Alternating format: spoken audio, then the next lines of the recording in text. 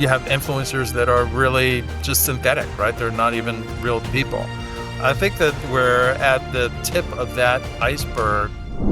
John, our conversation is making me think about the concept of fame right now, Yeah. because I think like when you and I were younger, an individual was famous for their accomplishments and their achievements, and then people would see them in the flesh. We would press the flesh.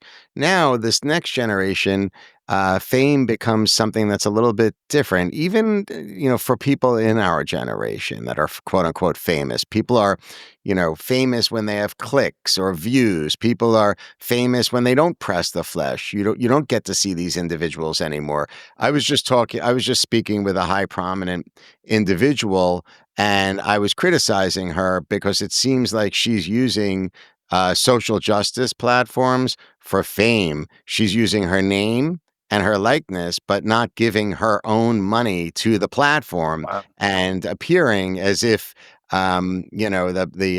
she's trading off of her fame to be philanthropic, but she's not real. In my opinion, this is like a heated debate we had. I said, you're not really all in if you're not contributing your own money. So I'm curious from your perspective, what's going to happen? Could AI shift the perception or the concept of fame for the next generation too?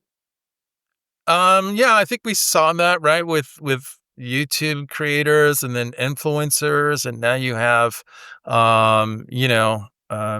digital you have influencers that are really just synthetic, right? They're not even real people. So I think that we're at the tip of that iceberg. I really see that it's going to take us some time to, once these avatars are truly fluent, it's going to take us some time to figure out really what makes us so different because they're appearing to have feelings, they're appearing to be sensitive and well spoken and generally very attractive physically. I think AI kind of understands at this point. It can just measure by engagement, right? What did people find attractive or influential? What do we spend time with? That's going to be a whole learning curve that we haven't had to deal with in the past, where you might be competing with a synthetic person for some role or for people's attention.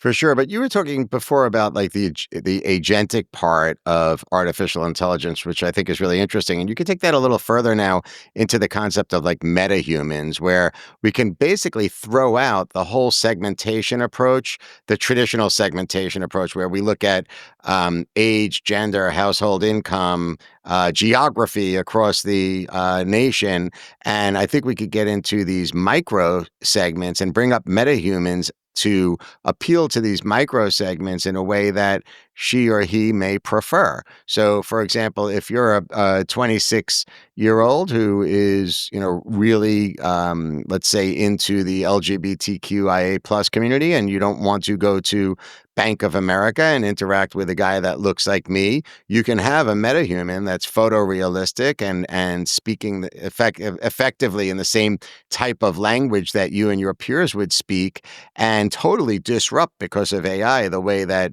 interactions are in a good way with regards to a synthetic being as well as a human being. Yeah. So, you're starting to see, right? The future is this, it's just hard to figure out. I think, what we saw with Chat GBT, which still amazes me, right? You had companies like Google or even Meta that were working on these technologies forever, since their inception. But Chat GBT kind of got first mover advantage, and then they just never really gave it up. They never let up.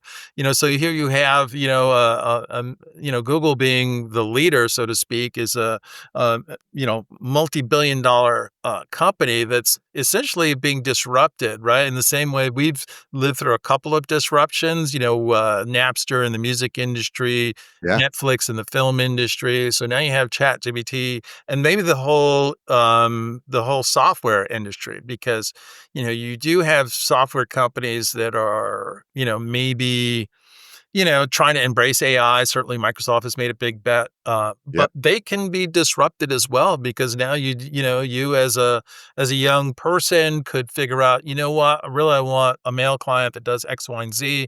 I'm not a coder. I know how I want to look. I know how I want it to be, and you can create that yourself.